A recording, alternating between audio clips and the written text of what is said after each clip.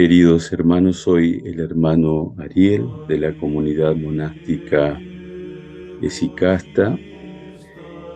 En los vídeos anteriores hemos hablado sobre las enfermedades espirituales, hemos presentado los fundamentos por los cuales podemos considerar a Cristo como el médico capaz de curar nuestro espíritu, capaz de salvar nuestra vida. También vimos la farmacia de la cual dispone el Señor, y vimos como el fármaco o el remedio principal, el logos, la palabra. Y hoy les voy a hablar sobre la voluntad de sanar. El hombre puede sanar con la condición de abrir todo su ser a la gracia que le ha concedido el Espíritu Santo. Y por esa gracia puede volver a sus facultades y puede volver a una vida entera dirigida hacia Dios. Pero para curarnos tenemos ciertas condiciones que los padres del desierto las dividen en condiciones objetivas y otras que son las condiciones subjetivas. Hoy les voy a hablar de las condiciones subjetivas. ¿Cuáles son? En primera instancia, una de ellas es nuestra libre participación, nuestra colaboración voluntaria y personal para que se logre la curación. San Nicolás Cavasilas dice: la vida en Cristo reside en una cooperación de lo divino que depende propiamente de Dios y una colaboración de lo humano que depende de nuestra voluntad, de nuestro esfuerzo, de nuestro celo. Esto quiere decir que Dios va a obrar la curación en nosotros, pero que hay una parte que debemos poner de nuestra parte, de nuestro lado. Hay un esfuerzo que tenemos que hacer. ¿Por qué? Porque Dios es respetuoso de la libertad del hombre. Dios no podría imponerle su gracia y transformarlo sin que el hombre eligiera, lo quisiera, lo deseara con todo su ser. El hombre, escribe San Macario el Grande, posee por naturaleza la actividad humana, y esta es lo que Dios exige de la actividad humana para que se obre la curación. La Escritura prescribe que en primer lugar el hombre reflexione y que tras reflexionar ame y por último que actúe voluntariamente. La eficacia de la operación de Dios, entonces, depende en gran medida de la voluntad del hombre. La curación, la salvación, cuya única fuente es Cristo, suponen el asentimiento e incluso la colaboración activa del hombre. Exigen, como dice San Macario el Grande, que el hombre ponga su propia voluntad de acuerdo con la gracia. Y lo llevamos a un plano cotidiano. ¿Cuántos enfermos hay que aún teniendo un buen médico, teniendo los remedios pertinentes, no ponen su esfuerzo, no ponen de su voluntad para que se opere la sanación? San Macario dice: si el alma no colabora con la gracia del Espíritu, no se producirá la curación. Nicolás Cavacillas escribe: la comunicación de esta vida depende en su origen exclusivamente del poder de Cristo, pero una vez transmitida, conservar esta vida y mantenerse vivo requiere además nuestra colaboración. Está en nosotros entonces mantener esta vida, esta salud, esta gracia que Dios nos ha concedido. San Macario el Grande nos hace esta pregunta: ¿qué significan estas palabras? No apaguéis el espíritu. Esto está en la primera carta a los Tesalonicenses, capítulo 5, versículo 19. El espíritu sabemos que es intangible, que es inextinguible, que es luminoso. Eres tú, dice el gran Macario, quien se ha apagado con respecto al espíritu cuando tu voluntad es negligente y cuando no estás de acuerdo con él. Mi experiencia en los grupos de oración, al ir conociendo tantos hermanos que se acercan, muchas veces con los rostros transformados, desfigurados, rostros que expresan la angustia, el dolor, el sufrimiento, la presencia de una enfermedad espiritual. Así llegan al grupo. Y con el correr del tiempo y con el trabajo que va haciendo la oración y el Espíritu Santo, esos rostros se van transformando, se llenan de luz, transmiten paz. Y siempre, o casi siempre, sucede que luego de esa recuperación, que es visible en el rostro, en el cuerpo de las personas, empiezan a dejar el grupo, a ausentarse paulatinamente, hasta que finalmente desaparecen. ¿Qué ha pasado? Se apagó el Espíritu de Dios no se apaga, pero sí se apagaron ellos.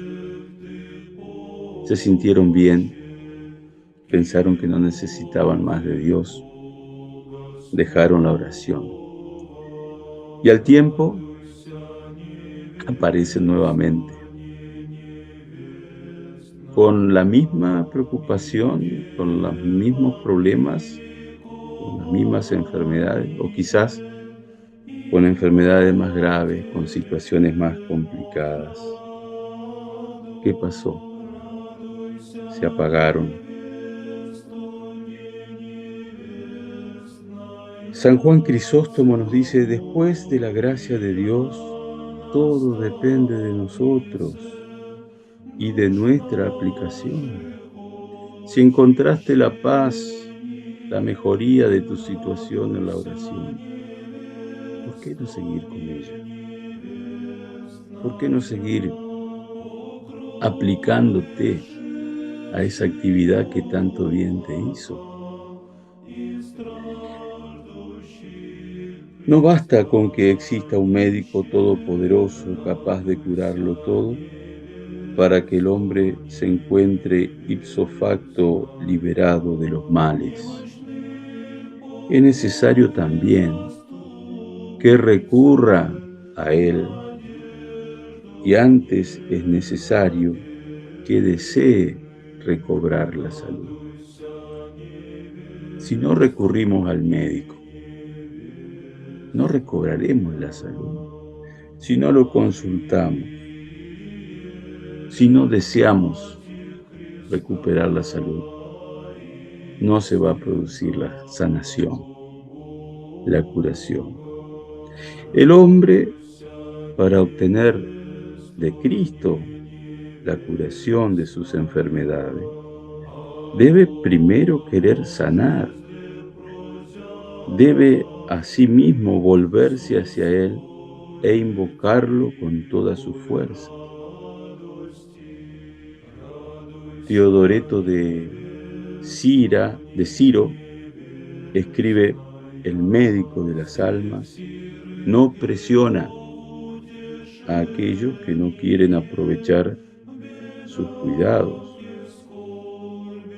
San Macario evoca asimismo esta condición mínima de la curación, que es llamar al médico. Llamar al médico. Me hace acordar un vecino que él estaba muy seguro y muy contento porque decía: bueno, al lado de mi casa vive un médico, por lo tanto, que vengan las enfermedades. Y una vez se enfermó y estuvo muy mal. Claro, no basta con que el médico esté cerca. Es necesario que tú lo llames para que se encargue de tu enfermedad. Uno no se cura por ósmosis. Si el ciego del Evangelio no hubiera gritado, si la hemorroísa no se hubiera acercado al Señor, no habrían sido curados. La mujer se curó porque tocó al Señor. ¿Cuántas personas habrán vivido al lado de Jesús? Muy cerquita, pero no lo tocaron, o quizás no se dejaron tocar por Jesús para que se obre esa sanación. San Juan Crisóstomo subraya que el verdadero deseo de sanar, que el mero acto de nuestra voluntad es suficiente para obtener de Cristo la salud de nuestra alma, lo cual debería incitarnos a ocuparnos de sanarla, mientras que más bien nos ocupamos de curar nuestro cuerpo, cuyas enfermedades son, sin embargo,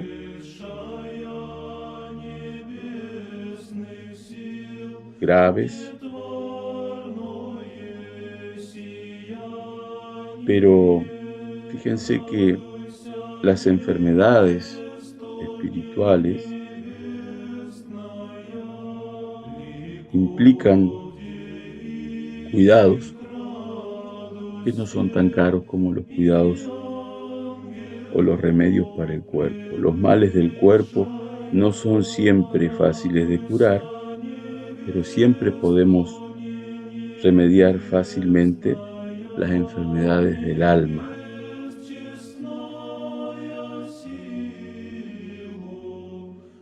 Si nuestra voluntad no se pone en movimiento para sanarnos, no vamos a obtener la sanación. Para las enfermedades del cuerpo hay que tener dinero para comprar los remedios. Pero la curación del alma no exige ni trámites ni gastos. Ahora bien, las personas no nos ocupamos de nuestra alma. Y es tan fácil sanar espiritualmente. Hay que tomar la decisión y pedirle a Dios. Pareciera entonces que al alma la despreciamos. Y eso que no es cuestión de dinero, como acabo de decir, ni tenemos que molestar el descanso de nadie para que venga a curarnos. No tenemos que soportar dolores para curar nuestra alma. No tenemos que soportar un corte, una sutura. Solo basta una resolución, un acto de voluntad para devolverle a nuestra alma, a nuestro espíritu, su plena salud. Si quien está enfermo va a ver al médico, es preciso que observe las prescripciones del médico, lo que el médico indica. San Barzanufio dice: el que va al médico y no se ajusta exactamente a lo que el médico prescribe, no puede liberarse de su enfermedad.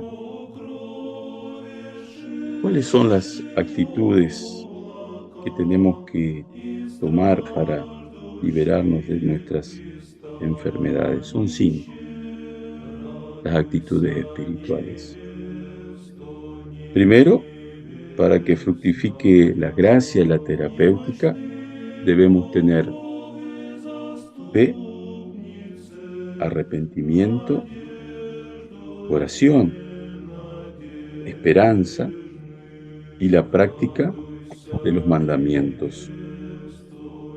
La fe es el principio, porque con la fe voy a curar la incredulidad. Si no tengo fe, no voy a ser curado. Jesús les decía a quienes curaba: tu fe te ha salvado. Porque tener fe es no ignorar a Dios. Teniendo fe es como empezamos a transitar el conocimiento de Dios, y conocer a Dios otorga la salud del alma. Queridos hermanos, pidiendo a Dios que les otorgue la gracia de la curación espiritual y pidiendo a Dios que los inspire para tomar esta decisión, les dejo mi bendición en el nombre del Padre, del Hijo, del Espíritu Santo. Amén.